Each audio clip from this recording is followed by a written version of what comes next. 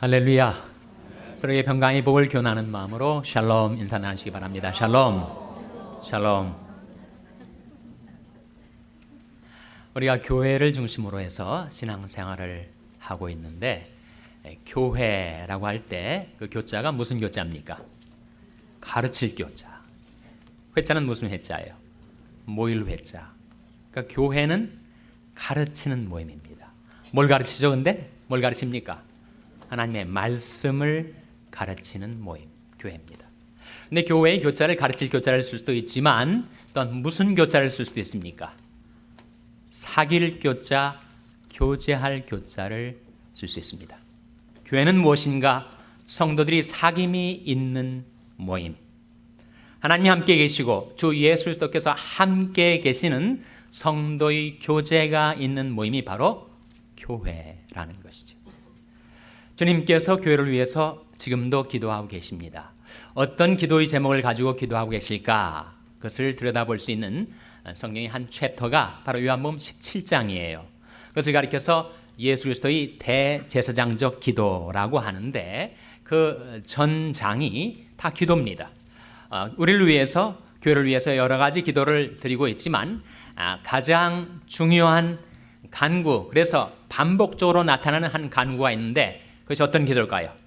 저희를 하나가 되게 하옵소서, 하나가 되게 하옵소서라는 그 주님의 기도가 4번이나 반복되어 나타납니다. 우리 한국 사람들은 두뇌도 명석하고 근면성도 세계 여러 민족과 비교해도 뒤지지 않는 그런 탁월성이 있는 민족인데, 우리에게 부족한 것 하나가 있다면 더불어 사는 삶이 아니겠는가. 하나가 되지 못하는 성향이 우리에게 있지 아니한가 돌아보게 되는 것입니다. 그래서 어떻게 하면 하나 되게 하옵소서라는 주님의 기도가 우리 가운데서 이루어질 수 있을 것인가. 교회가 진정 성도의 교제가 이루어지는 모임이 되도록 하기 위해서, 더불어 사는 삶을 살기 위해서 우리가 어떻게 살아야 할 것인가, 오늘 본문을 통해서 3가지 지침을 우리가 찾아보고자 합니다. 첫째로 사랑하고 존경하라 하는 말씀이 10절에 나타나 있죠. 로마서 12장 10절 말씀 같이 읽겠습니다. 시작. 형제를 사랑하여 서로 우애하고 존경하기를 서로 먼저 하며, 이 말씀 속에 사랑하고 존경하라 하는 말씀이 나오죠. 그럼 우리 인간은 이 죄성에 사로잡혀 있기 때문에 우리 스스로 사랑할 수 없습니다. 죄라는 말을 영어로 sin이라고 하죠. 그 한가운데 뭐가 들어있습니까? sin 한가운데 I가 들어있단 말이에요. 나가 들어있단 말입니다. 그래서 죄성은 다름 아닌 자기 중심성, 이기심입니다.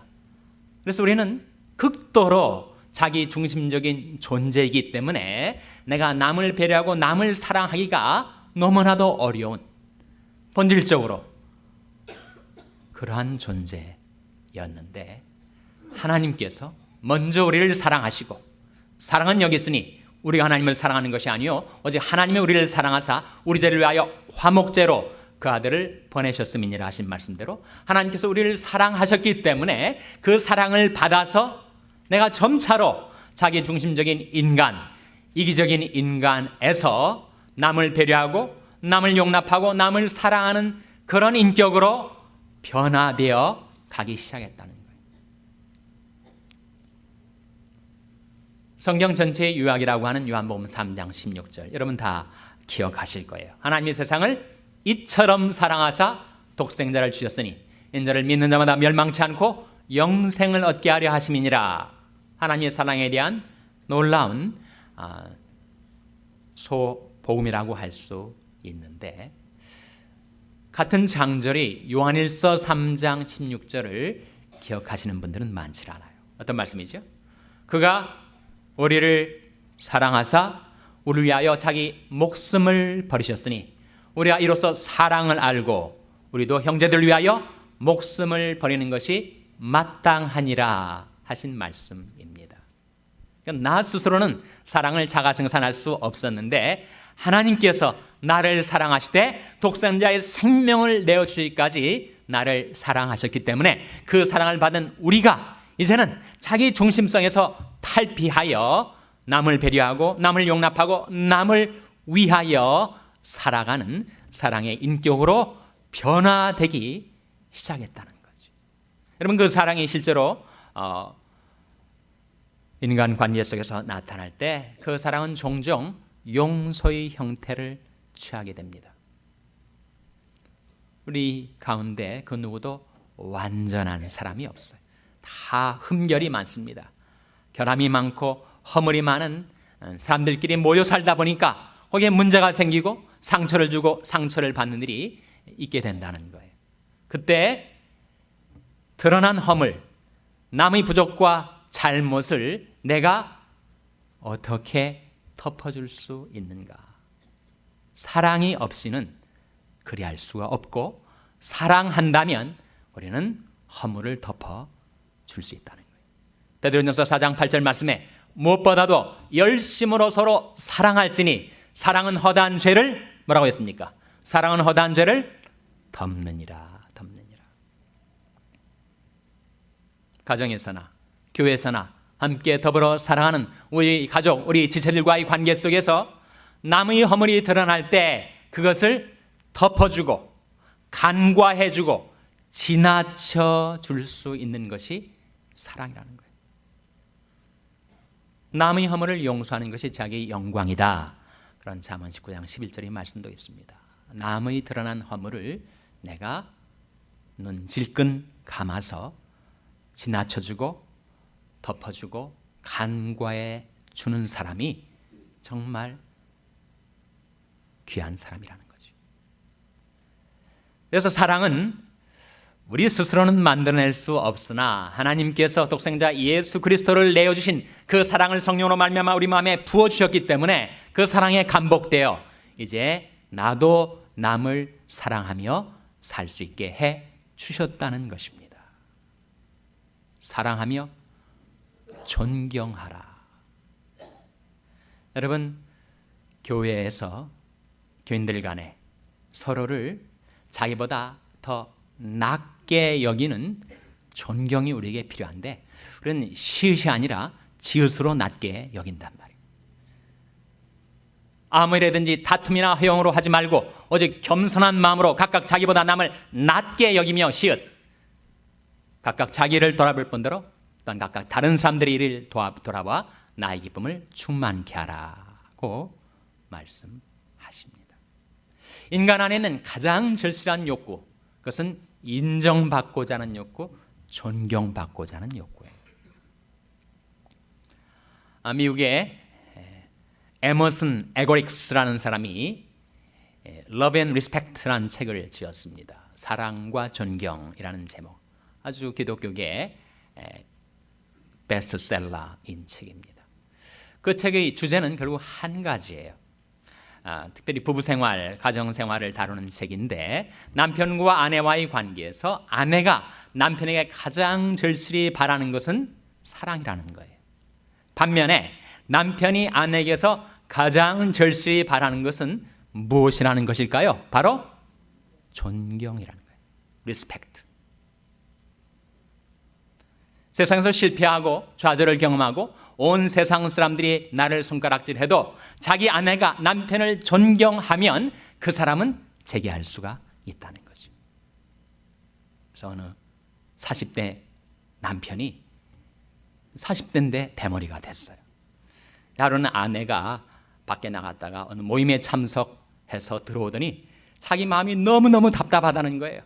그래서 무슨 모임에서 무슨 일이 있었느냐고 물어봤더니, 모임에 나갔더니 나이가 60세가 되었는데도 사람들이 머리숱이 그렇게 많아가지고 너무 답답했었다는 거예요. 근데 집에 들어와서 당신을 보니까 그 이마가 훤하게 튄 것이 자기 가슴을 뻥 뚫리게 해 주었다는 겁니다. 그 말을 들은 남편이 사기가 100배가 되지 않겠습니까? 기가 살지 않겠어요?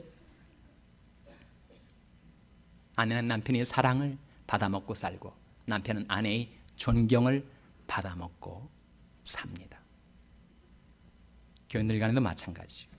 그 어떠한 교인도 나보다 나은 점이 꼭 있습니다. 인격적으로 낫든지 능력적으로 낫든지 무엇보다도 하나님의 형상으로 지음받은 존귀한 영혼을 우리가 존경하며 살 수가 있다는 거예요. 가정과 교회에서 더불어 살아가는 삶, 첫째로 사랑하며 존경하라고 말씀해 주고 있습니다. 둘째는 축복하며 겸손하라. 14절에서 16절 말씀 같이 읽겠습니다. 로마서 12장 14절에서 16절 말씀 같이 읽겠습니다. 시작. 너희를 핍박하는 자를 축복하라. 축복하고 저주하지 말라. 즐거워하는 자들로 함께 즐거워하고 우는 자들로 함께 울라. 서로 마음을 같이하며 높은 데 마음을 두지 말고 도리어 낮은 데 처하며 스스로 지혜 있는 채 말라. 너희를 핍박하는 자를 어떻게 하라고요? 축복하라고 말씀하고 있습니다. 축복하고 저주하지 말라. 축복과 저주는 둘 다 부메랑과 같습니다. 부메랑, V자 모양으로 생긴 부메랑을 하늘에 냅다 던지면 그것이 돌고 돌아서 어디로 돌아옵니까? 자기에게로 돌아와요. 남을 축복하며 사는 사람은 그가 비롯던 그 축복이 결국은 자기에게로 돌아온다는 거예요. 반면에 남을 저주하며 사는 사람은 그 저주가 돌고 돌아서 결국 자기에게로 돌아오게 된다는 거예요. 성경은 말씀하기를 축복하기를 좋아하는 사람은 축복을 받게 되고 저주하기를 좋아하는 사람은 저주를 받게 된다라고 말씀하고 있습니다. 생명을 사모하여 장수하며 복받기를 원하는 사람이 누구냐? 시편 34편 12절에 그런 질문을 하면서 누가 생명을 사모하고 장수하며 복받는 삶을 살아가는가? 남을 축복하며 사는 사람. 그래서 여러분이 이웃집을 방문하든 어느 사업장에 들리든 그곳에 가서 먼저 고개 숙여 하나님께 평강과 축복을 빌어주세요. 근데 만일 그 사람이, 그 집사람이 전혀 평강도 축복도 받을 만한 아무런 자격도 가치도 없는 사람, 준비도 안 돼 있는 사람이라면 그가 빌었던 그 축복이 어떻게 된다고요? 축복이 자기에게로 돌아온다는 거예요. 그러니까 여러분 안심하고 축복하며 살아가시기 바랍니다. 받을 자격 있는 사람은 또 받게 될 것이고 그 사람이 받지 못하면 그 축복이 돌고 돌아서 결국 자기에게로 돌아오니까. 너 선한 마음 가진 자 남 용서하며 살아라. 아시시 프란시스는 그렇게 말하였습니다.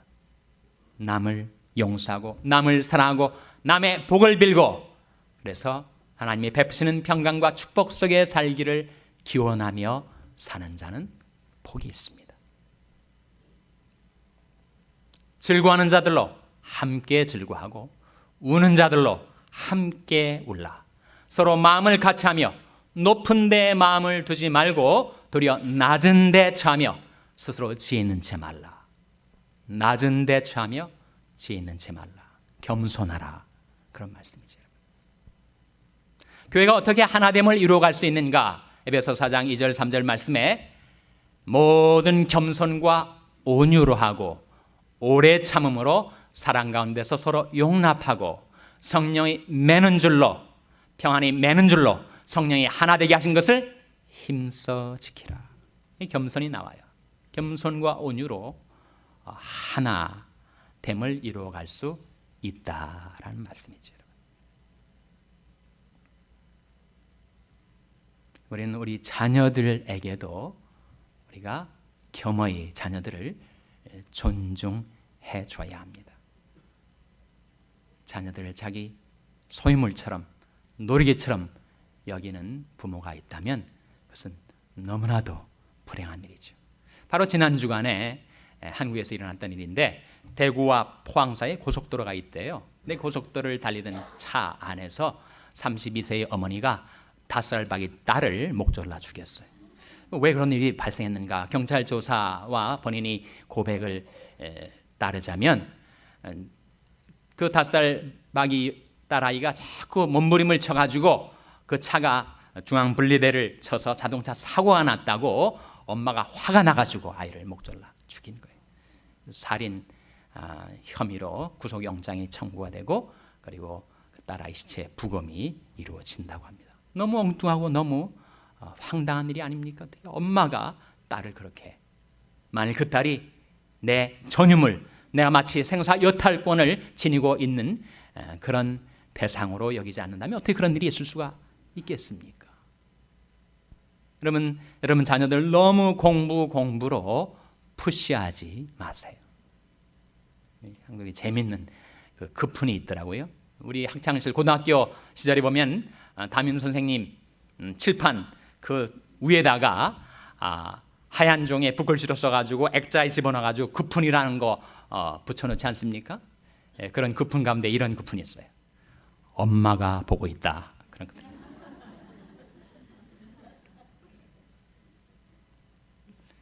또 어떤 급훈은 네 성적에 잠이 오냐, 그런 급훈도 있습니다. 또 어떤 급훈은 대학 가서 미팅할래, 공장 가서 미싱할래, 그런. 또 어떤 급훈은 5분만 더 공부하면 마누라가 바뀐다, 그런 급훈도 있어요. 또 괜찮은 급훈도 있더라고요. 포기란 배추를 셀 때나 하는 말이다. 포기하지 말라는 거죠.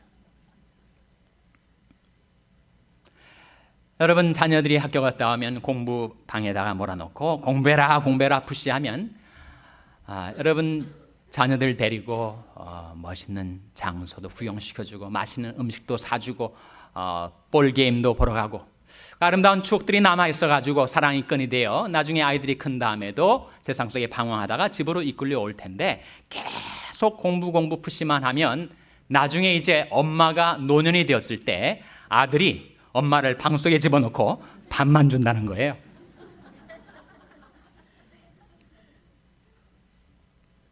우리 자녀들도 존중해주고 한 인격체로 그 누구나 우리가 겸손히 존대하듯이 자녀들도 그리 대할 것이 아닌가. 더불어 사는 삶의 지혜라는 것입니다.